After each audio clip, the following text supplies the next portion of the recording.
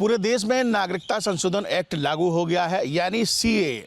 2019 में इस पर मुहर लगी थी, लेकिन उसके बाद देखा गया था कि देश भर से कई सारी तस्वीरें ऐसी सामने आई थी जहां इसका विरोध हुआ था।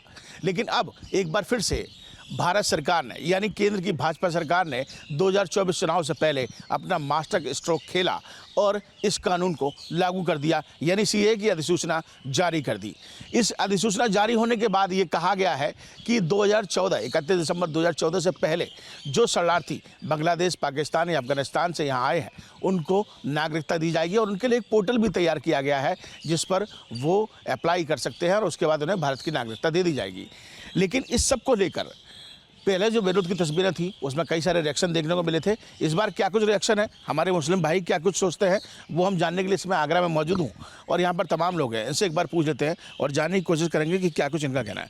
सर, सब शुरुआत आपसे कर लेते हैं। जी, सीए को लेकर क्या कुछ आपका रिएक्शन, क्या कुछ कहना चाहिए? सीए जो किया बहुत बढ़िया, अच्छा कानून बनाया प्रधानमंत्री जी ने, हमारे बहुत अच्छा कानून बनाया सीए। जो बांग्लादेश के और जो पाकिस्तानी और अफगानिस्तानी 2014 से पहले जो लोग आए हुए हैं, मुस्लिम समाज के, किसी भी समाज के, उनको पूरी मतलब मान्यता दी जा रही है।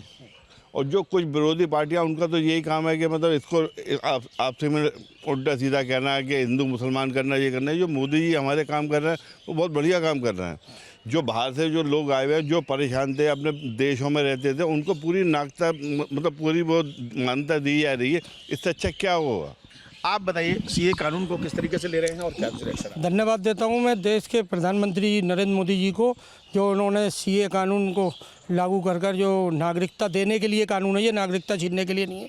जो हमारे देश के वारसी हैं वो देश के वारसी रहेंगे और जो रोटियाँ सेक रहे हैं मुस्लिम समाज के लोग, वो मुस्लिम समाज के नहीं है, वो विरोधी पार्टियों के लोग हैं। उनकी रोटी सेकना बंद हो गई है। इसलिए हमारा आगरा में एक ताजमहल है, मोहब्बत की नगरी, इसलिए हमारा मोहब्बत से हिंदू मुस्लिम भाईचारा रहता है और इसलिए धन्यवाद देता हूँ मैं प्रधानमंत्री जी को। ये लेकिन कुछ मुस्लिम भाई इसको नहीं समझते हैं, कुछ लोग बहकावे में आ जाते हैं, तो उनके लिए क्या कुछ कहें? वो मुस्लिम समाज के लोग नहीं हैं, वो बवाल कराने वाले लोग हैं। वो हर समाज के होते हैं जो विरोध करते हैं, इसलिए उनकी रोटियाँ सेकना हुई है। वो सपा बसपा कांग्रेस के लोग हैं, वो मुस्लिम समाज के लोग नहीं हैं। जो हमारे यहाँ एक बिरयानी बनती है, उसमें एक तेजपात का पत्ता डलता है, उसको निकाल के फेंक दिया जाता है, उसको इस्तेमाल नहीं है। ऐसे मुस्लिमों के संग हुआ है और जो सपा बसपा कांग्रेस ने जो मुस्लिमों के संग तेजपात का पत्ता समझ के इस्तेमाल किया था, अब मुसलमान समझ चुका है। इसलिए प्रधानमंत्री जी को 2024 में सरकार बनाकर भेजेगा। और इसमें बांग्लादेश, अफगानिस्तान, पाकिस्तान के जो लोग आए हुए हैं उनको भी देने के लिए हमारी सरकार तैयार है नागरिकता। तो इसमें बुराई क्या है? और फिर मोदी जी जो निर्णय ले रहे हैं इस वक्त, वो बहुत बढ़िया ले रहे हैं, उनका मैं धन्यवाद देता हूँ। बिल्कुल। वैसे घुसपैठ भी बंद होगी, लगातार जो घुसपैठ हो रही थी तो ऐसा देखने को मिलता है उससे भाई हमारे देश में अपने देशवासियों के लिए जगह नहीं है रहने के लिए।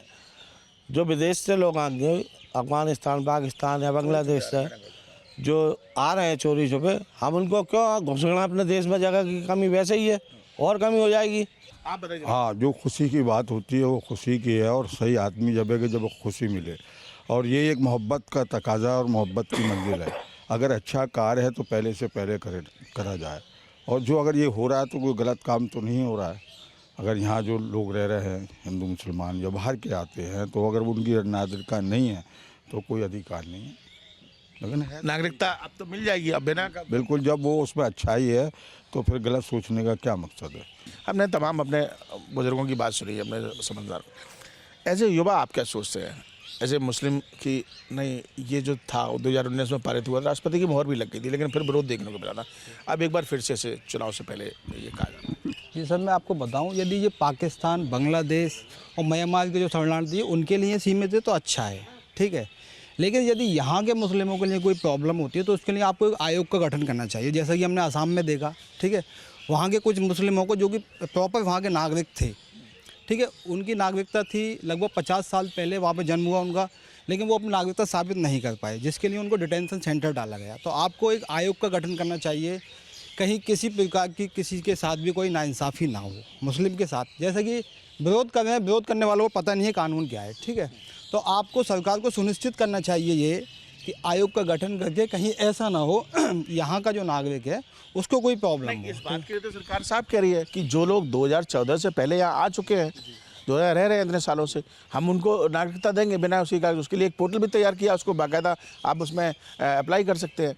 तो इसमें ये बात है ही नहीं कि जो लोग यहाँ पर हैं उनको हम कहीं, जैसा कि मैं आपको बताऊँ, पूर्व में असम के अंदर कुछ हिडन पॉलिसीज़ थी, ठीक है। उसके तहत जो वहाँ का प्रॉपर बंदा है, 50 साल पहले जिसका जन्म हुआ, एक मेजर थे, एक पूर्व मुख्यमंत्री थे जो कि अपनी नागरिकता साबित नहीं कर पाए, ठीक है। तो आपको ये सुनिश्चित करना होगा कि यहाँ का जो बंदा है उसको आप एक तरीके से भयमुक्त करें। आप कुछ शब्दों में बयान करना चाहेंगे?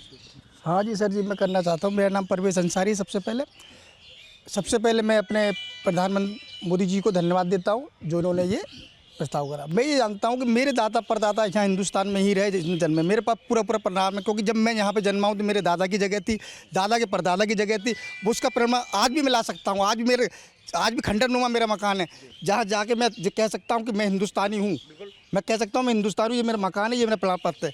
हमें मोदी जी, योगी जी इस बात से हमें कोई भी परेशान नहीं करते, क्योंकि उनका एक कहना सबका साथ सबका विकास, आज तक वो करते आए।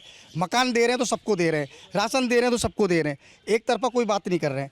ये जो अपोजिट पार्टियां होती हैं, इनका क्या काम होता है कि इनको कोई क्यों मिलना चाहिए, खाली सी अपना एक पापड़ बनाने का, एलेंडा सीधा करने, हल्ला मचाने का, थोड़ी भीड़ इकट्ठा करने का कि हमारे सब हमारे मंत्री जी ने गलत कर दिया, ऐसा कुछ नहीं करा। वैसे तो आज का मुस्लिम इस बात को समझ चुका है कि ये कानून जो है वो नागरिकता देने का काम करेगा, ना कि छीनने का काम करेगा। आज का मुस्लिम पढ़ा लिखा भी है, समझदार भी है, और अब वो समझ चुका है कि किसी के कहने में नहीं आना है। सरकार ने जो कदम उठाया है, जो अधिसूचना जारी की है, वो मुस्लिम के फ़ायदों की तो है ही, बाकी भारत देश के लिए भी एक फ़ायदे के लिए एक बड़ा कदम साबित होगा।